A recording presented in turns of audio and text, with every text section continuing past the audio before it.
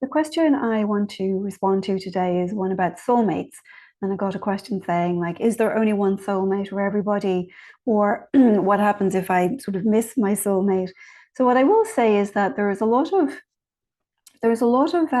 misconceptions about what soulmates are. And there's an idea that soulmate is, oh, this great big romantic love of your life partner who you're destined to meet and sort of live out your life and grow old with.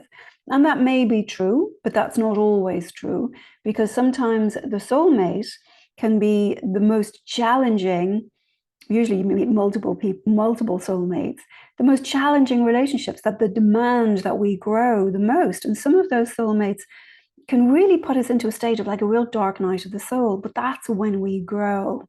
We often look back and realize, if it hadn't been for that, I wouldn't have awakened, I wouldn't have been more enlightened, I wouldn't have grown, I wouldn't be able to use my pain to help and contribute to the betterment of others. So often the soulmate can do us, oddly, some of the greatest services by being challenging, not necessarily romantic.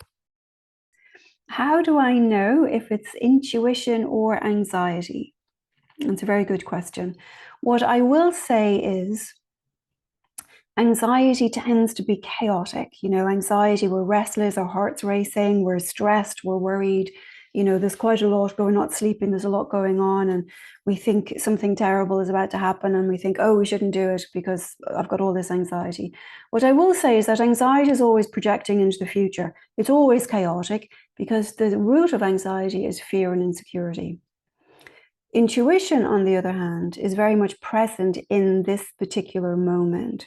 And in this particular moment, your intuition will always feel calm, quiet. There's just this quiet knowing. So if you find that you're sort of freaking out, anxiety, if you find that you're freaking out, anticipating something that hasn't happened yet, you're in the future, anxiety is always future focused, future based.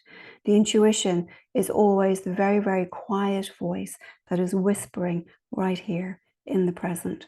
And so you should feel calmer when it's the voice of your intuition. If you don't, I would say, find a meditation practice that will help you hear that and understand that voice more easily. So I hope this helps.